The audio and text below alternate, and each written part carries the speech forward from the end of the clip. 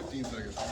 So my name is Justin Smith, co-founder of Wellness Retreat Alliance. It is the third quarter charity here at Winter Park Lodge, so I wanted to do a short presentation on what we actually do. Our primary focus is on coordinating and conducting private ayahuasca retreats for veterans and first responders, medically supervised ayahuasca retreats. I personally discovered this therapeutic technique about 9 years ago and experienced a major personal transformation as a result. Soon after that, I felt a calling to be of service and to share the tools I had discovered, and also to tailor them in a way that's best suited for the veteran and first responder community. Our team directly coordinates the retreats that are private and exclusive to vets at 3 locations in Florida and Texas, and we also refer vets to 22 affiliated locations across the U.S., which are open to anyone within certain medical guidelines. How many of you have heard of ayahuasca or know a little bit about what it is? Okay. So there's been a few famous actors and musicians over the years who've been very vocal advocates, and more recently pro athletes like Aaron Rodgers. The most basic description might be that ayahuasca is an entheogenic or a psychotropic tea that's brewed from a plant that grows in the Amazon rainforest. But what is it biochemically? The active molecule in this plant is dimethyltryptamine. This is the very same molecule that the human brain releases at the point of death. In a moment, we're going to show a short video on the data that we know from MRI brain scans that shows how this molecule physically interacts with the human brain. But just think about that for a minute first. The neurochemistry of the human brain at the moment of death. Most clinically documented near-death experiences, from accidents and injuries where a person's legally declared dead for an extended amount of time, and then miraculously, through however that happens, they happen to be resuscitated. Most of these cases result with the person emerging with profound insights and major improvements on their perspectives in life. The ayahuasca ceremonies, as they're called, or sessions, have actually been studied for decades in places like Spain and several countries in South America where this plant grows. In 2018, a similar plant medicine was designated by the FDA in the United States as a breakthrough therapy for treatment-resistant depression. The same therapeutic technique, the same structure is applied to a more mild plant, similar to this with a similar molecule. Several other studies have proven the effectiveness of ayahuasca ceremonies for treatment-resistant depression, which is the most common psychological wound of military combat and law enforcement service. And just to clarify, the term treatment-resistant generally means that a person has tried multiple different medications and multiple different types of therapy, sometimes in combination with different medications, but with no improvement. So the ayahuasca session, the actual experience, lasts about 4 to 6 hours, and it's definitely not what you would describe as fun. This is not a party substance. This can never be abused, and it's definitely not used to escape or to try to do any numbing of uncomfortable feelings or memories. In fact, quite the opposite. This puts you face to face with anything that might be holding you back. It facilitates reliving our most traumatic memories in vivid detail. But it's through that discomfort that we're able to go back inside the wounds, properly reprocess the trauma, and heal at the source, instead of just treating the symptoms. And now we're going to show a brief video clip that shows how this molecule physically interacts with the human brain.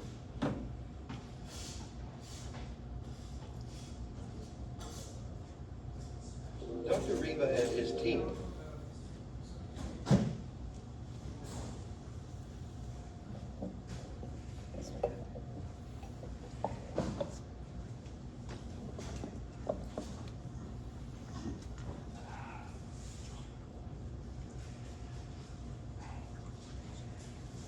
Dr. Riva and his team have found that ayahuasca hyperactivates the highly evolved neocortex, the area of the brain that makes us human. This is where we perceive, reason, and make decisions. Ayahuasca also activates regions like the amygdala, which acts as a storehouse for early emotional memories, specifically the most traumatic or significant ones, like the loss of a parent. Finally, ayahuasca activates the insula, which is believed to create a bridge between our emotional impulses and our decision-making capacities. Says that where awareness will be mediated? The neurologist Damasio. Yes. He says the area where feeling states are generated is the insula. According to many neuroscientists, our decision-making process has a powerful emotional component. When any stimulus enters the brain tries to understand it based on previous experiences. In early life, powerful or traumatic events create an imprint on the brain, a pattern. This pattern is like a shortcut, activated every time we face a similar situation. For example, if we were once attacked by a dog, our brain might harbor a set of these pathways that associate that dog with all dogs, making us fear them in general. We might even react adversely to a distant bark. Repeated events cause these neural patterns to reinforce their connections, binding them with protein and building them up like scar tissue. If this is how these traumas are rooted in our brains, how does ayahuasca affect those ingrained patterns? Ayahuasca hyperactivates the entire brain region where we store and process emotional memory, often uncovering long-forgotten memories.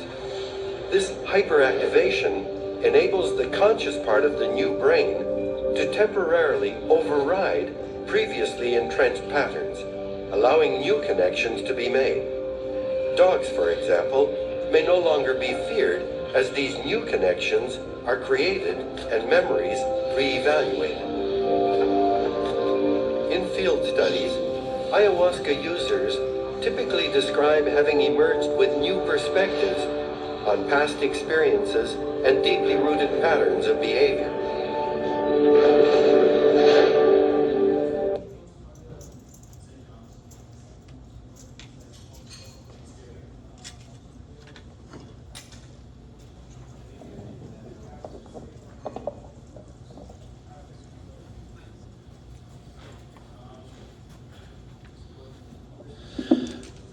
So good evening, gentlemen. I appreciate you guys, Justin, letting me have a chance to talk with you guys as well. My name is Adrian Marquez. I am the Director of Behavioral Health for Emerald Medical. I'm also a Marine veteran from Force Reconnaissance and Marine Raiders. So weird walk of life change going from Marine Reconnaissance to becoming a mental health counselor. But in the job that we do now, I've kind of had the benefit of really working a lot with psychotropics and how they've helped people through their healing process, from anxiety to depression, PTSD, from ketamine to psilocybin to ayahuasca, which has been such an incredible tool for helping people. So Justin's asked me to give a little, that was a great explanation of how this helps people on a physiological level, like how this helps what's happening inside of the mind. I get the job of trying to explain in a consolidated little punch the how and the why some of these things are happening. So when you're participating in an ayahuasca ceremony, the first thing you got to recognize is that we are choosing, we're purchasing a ticket to participate in this unique subconscious process. We're going to take our conscious mind and give it permission to travel and visit the subconscious realm. So right now, as we're talking and as we're operating, we're all having a conversation up here in beta wave, our conscious minds. As you start to daydream and slip off into sleep, you go through alpha wave. And then you move down into the theta wave. Theta wave is where our dreams start to really be intense and start to go wild, right? Then deltas, we're like that deep, dead sleep. Then we go back to theta, theta to REM, REM to theta, theta to REM to delta. But it's in REM and in theta where we have these intense dream experiences. When we let our mind go into theta wave, like Carl Jung says, we are consciously participating in the subconscious process. We got to recognize that your subconscious mind doesn't speak the same language as us. So there's a lot of different pieces. This isn't like an equation where we can understand how ayahuasca affects a person by just like lining things up. We got to start looking at it from left, then from the right side, then from the top side, then from the bottom side, then from the cattywampus side, and all these pieces are all happening at once and like pulling together. So in theta wave, like as I communicate with you guys here now in the conscious realm, in our conscious mind, our words that we use, we got to recognize that our words, they're just audible hieroglyphics. That's all it is. Some caveman felt something at some point in time, and he tried to describe this feeling that he was having inside, and him and somebody else agreed that this grunt would mean that, and they're just making a community shared agreement that this noise means something. But when I tell you that I'm feeling afraid, you recognize what that means, afraid, because you were taught that in school. But the way that I feel when I'm experiencing fear and the way that you feel when you're experiencing fear are still two very subjectively different things. We just know how to agree upon that type of a meaning. So some of the most beautiful, some of the most important things that you're ever going to get a chance to experience, they exist in this realm that your words can't even touch. Because nobody's told you that that personalized subjective experience is this thing. You know, we haven't been able to just perfectly fit it into anxiety or depression or whatever that may be.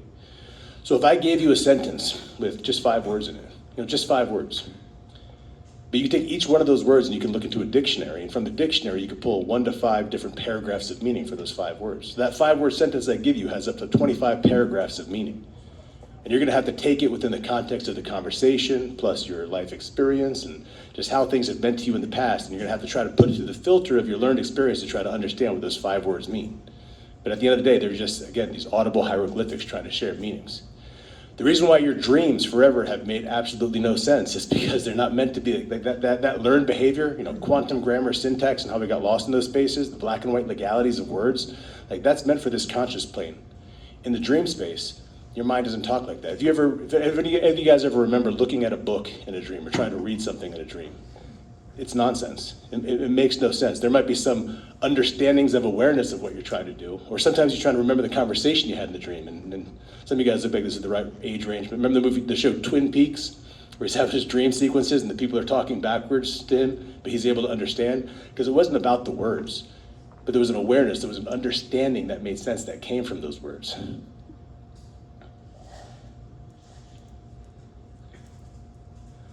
So in the dream, when you're having this dream space, let's just imagine, if you would, you're having a dream and you go downstairs. You're in your kitchen, except your kitchen looks like a jungle.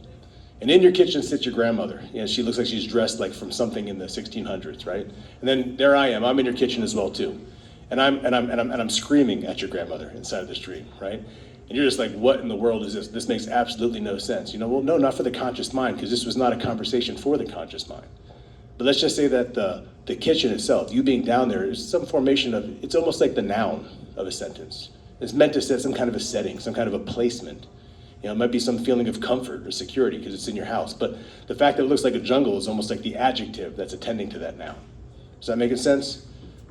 Let's see your grandma sitting in there too. Again, that could be some other formation of a noun. But instead of a personality, she might be some representation of a component of yourself. And the fact that she's dressed like she looks like she's in the 1600s because it's like an adjective which attends to that. And then there I am, and I could be another representation, another noun or a verb, but the fact that I'm yelling, that's like the verb of attendance of what's happening within that sentence. Now this makes absolutely no sense to the conscious mind, but what you're meant to experience is just, especially in ayahuasca, your conscious mind gets to come to the space where you're experiencing this dream state. Your job is not to make sense out of any of it. Your job is to let your conscious mind sit in the corner, be quiet, and just experience it. The awareness comes, the 25 paragraphs of definition that come from that 5-word sentence of meaning that you have to try to understand. In the dream state or in these ayahuasca states, you're meant to just let yourself experience the cathartic revelation of what this is supposed to mean. Me sitting there in the kitchen looking like a jungle, seeing my grandma dressed like that, getting yelled at by this weird looking guy. And what does it make you feel? What is experience that comes to the surface in that? That is the meaning of that sentence of the mind.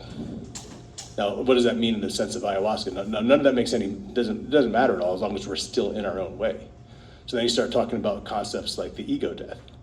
So what is the ego death? The ego death is just a space where, because of the activity like that video was talking about that's taking place in the brain, these different regions that are responsible for our capacity for self-identity get overrode, get bypassed. So, here I am in this room talking, and these are my words, and those are your words, those were Justin's words, and this is my space, and that's your space. My self-identity, this ego construct, and the disillusion of it, it's what dissolves that narrative that I've created about the world around me, especially the ownership things have. So now I'm able to experience this moment without thinking that those are my words, these are your words, this is my space and your space. It's just, this was the event. Those were the words. I can have an objective separation from my ownership inside of that space. So in the video they talked about having a moment where you might have a fear of dogs based off of something that happened when you were a child.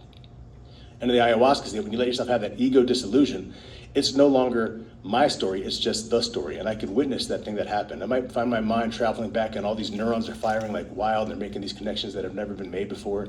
And my mind might just experience a recognition that I see dog, I experience dog. That's the vision that comes to the sense. And I recognize the awareness of terror that's associated with it, but I don't have ownership over that terror anymore. I just recognize the dog and the terror. And because it's not dog and terror, that's my terror, I'm afraid of dogs, I'm able to get curious about it. I'm able to explore it anymore, or explore it more. And now I might see, yeah, you know, the thing that happened, I can have that memory that might have been even buried deep in my unconscious of when I was sitting at my aunt's house and her nasty little chihuahua with that dead stinky tongue came over and sniffed my arm, and as a 5-year-old kid, I was terrified about that. And I could say that is terrifying for a 5-year-old kid. But as a 54-year-old man, that is not terrifying because I'm no longer putting ownership inside of that connection anymore. Now that's a simple analogy using the one that they use in the video about the dog, but now imagine a kid who, let's say at 5 years old, he got taught, hey, you need to be quiet or you're gonna get some more of this. And he learned that he had to suppress his assertive nature. Like nobody cares that I wanna be a paleontologist or I think I'm a dinosaur, I just have to be quiet or I'm gonna get some more of that. That kid has to suppress his assertive nature. And he's just continued to move on his phenomenological experience. He's had to keep suppressing that thing. And he just goes from being 5 years old to 6 years old to 7 years old. And he's never had a chance to go back and reclaim that. And it sits in the unconscious space, the subliminal space, just below that threshold of consciousness, where it sits with all of these other things that have been repressed. Your opinion, you know, violence, these types of concepts. So these shadow elements, because don't get it wrong, what you're participating in is, this is, like Jung says, this is shadow work, but you're just strapping it to the nose cone of a psychotropic rocket. So when that kid now becomes a young adult and he's in a space of emotional overwhelm, or he's drinking and he anesthetizes the frontal lobe, the learned behaviors that he's experienced, the learned part of his mind that says you need to suppress that assertiveness is now anesthetized. And that 5-year-old part of himself that's lived with opinions and violence now bursts through the surface in the formation of aggression. Practices like ayahuasca give that individual a chance to recognize that, hey, you know what? That kid that sees him, he had to do that. He had to suppress that part of himself just to survive that season. But, you know, 42-year-old version of myself, perhaps I can see, I can participate, I can appreciate life at a greater level if I just reincorporated that part of myself again. It's called the individuation process from Jungian psychology, from the shadow work. So I know that was a fire hose of delivery for you guys too, but I know there's some important men that have a lot of work to do tonight, so I'll turn it back over to Justin for question and answer. Actually, stay here. Okay.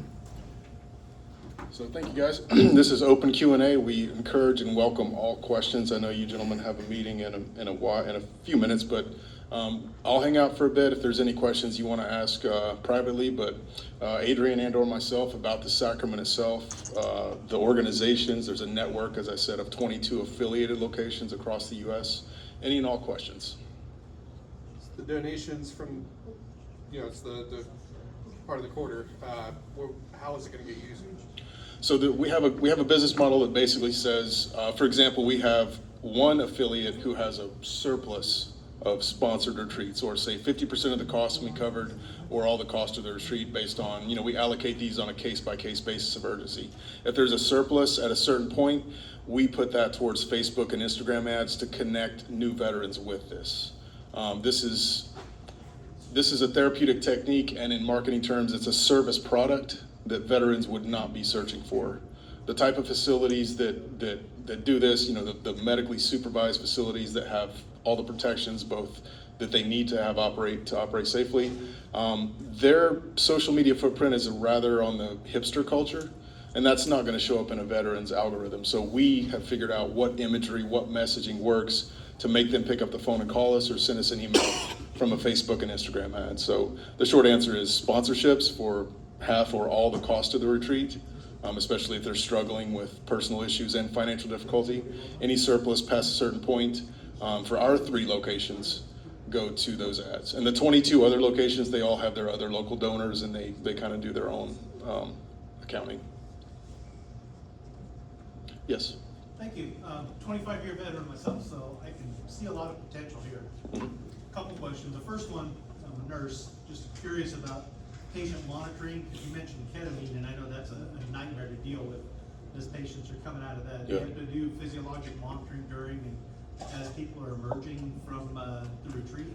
Yes, sir. I'll let Adrian speak to the ketamine treatment. That's a service that they offer. Specifically with being cleared to even attend an ayahuasca retreat, there's a screening process. Basically a sworn statement that these answers to questions Cardiovascular, blood pressure, there are some disqualifying factors. It's not a one size fits all, not only for physiological challenges, but certain psychological challenges can be risky. We may turn it over to a licensed mental health clinician to do a further evaluation, and only if they sign off will they be able to attend the retreat. So there's a vigorous process. And then licensed paramedics are on site day and night during the retreat, which most of the time is just people get overwhelmed by the memories they're processing and they want to be sure they can breathe. So just checking their vital signs by a medic is all they need. Unless someone is dishonest on a medical intake form, that's where there's a liability that we have procedures rigorously in place for anything. The other question I had is, did they experiment at all with this towards substance abuse? Because a lot of that goes towards repressed memories and things that lead to substance abuse. Yes, sir. Absolutely. I don't want to say this is a one size fits all. It kind of funnels through complex trauma and different traumas. I mean, I believe, this world is by design full of adversity and learning experiences and obstacles. So everything to an extent stems from trauma. There could be other things involved, but this is our exclusive therapeutic technique / sacrament that's protected by state and federal laws because it's the most powerful, because of what it is. You're biochemically simulating a near-death experience and the wisdom and the insight that comes with that. So I believe it's the most effective. There's a plant called iboga that apparently is the only molecule known to humankind to completely scrub and rebalance the opioid addiction receptors. So that one's specific to a certain type of challenge with addiction, but as long as someone is honest and if they have to do a medical detox in really, really bad situations, I believe, we're fierce, obviously passionate, fierce advocates for this particular plant medicine. Thank you. And did you have a question about the ketamine? No, that's all right. Okay. Dealt with that quite a bit in the recovery room. Yeah. Is ayahuasca like a controlled substance? Does the government consider it like legal to use? How does that work? It is, there's case law been established in 2006 that designated ayahuasca as a protected religious spiritual sacrament, as long as it is facilitated by a legitimate 501c3 church. The first church they're actually fighting for an import license, so they can import the plant materials or import the tea that's fully brewed. So the only obstacle is Customs and Border Patrol. If they see this and it's not going to one of those four, I think 4 now churches have gotten that import license, then they probably won't let it go through. But having it, cooking it as we do all of this cooking and preparation process, and serving it, facilitating it by a legitimate church is protected by state and federal law. The church itself is based in omnism. All theologies, philosophies, and spiritual paths are welcome and supported. There's several churches that have those legal accoutrements that define a church, but it's not a traditional doctrine that says these are all the answers, you have to follow it. We're just facilitating people persevering from their own personal challenges for their enlightenment and improvement. Yes, sir. Randall? We have to get to the meeting, but Sure. real quick, do you have to progress to this treatment, or can you do it right as the initial experience? Do you have to progress through other treatments before you get to this? To be able to partake of ayahuasca, as long as the the medical form is done, there's an interview process at check-in. If there's concerns, we may drug test someone. But as long as that process is done, a first timer attending our retreats is given a very, very low dose. So they're able to just kind of meditate and relax into the experience, but it's not going to be a mind-bending. I mean, you don't have to do like the ketamine. No, sir. That's completely separate. Ketamine, from what I understand, and Adrian Well, can just speak to other the treatments. You don't have to go through Yeah. other treatments. No. Yeah, ketamine is, there's a lot of medications that disqualify. They don't mix with the ayahuasca. Ketamine is a lot more, those qualifications aren't as intense. Yes, sir. Do you strictly just use the ayahuasca version, not the other DMT, like say, the frogs, obviously, Yeah. or the breathing technique? Correct. No, sir, this is, it comes from a tradition. Thousands of years this has been used. So it's just the plant, the unaltered plant version of it. And it's the 4 to 6 hours. I think you're talking about, kids can, there's a smokable version that's extracted and all that. This is 4 to 6 hours, and it's more of the, It's an earth-based, the spirituality of these so-called primitive tribes that have done this. They miraculously discovered this plant out of 80,000 plant species in the Amazon. Let's boil this one together and discover this sacrament. So that's our exclusive sacrament. Yes, sir.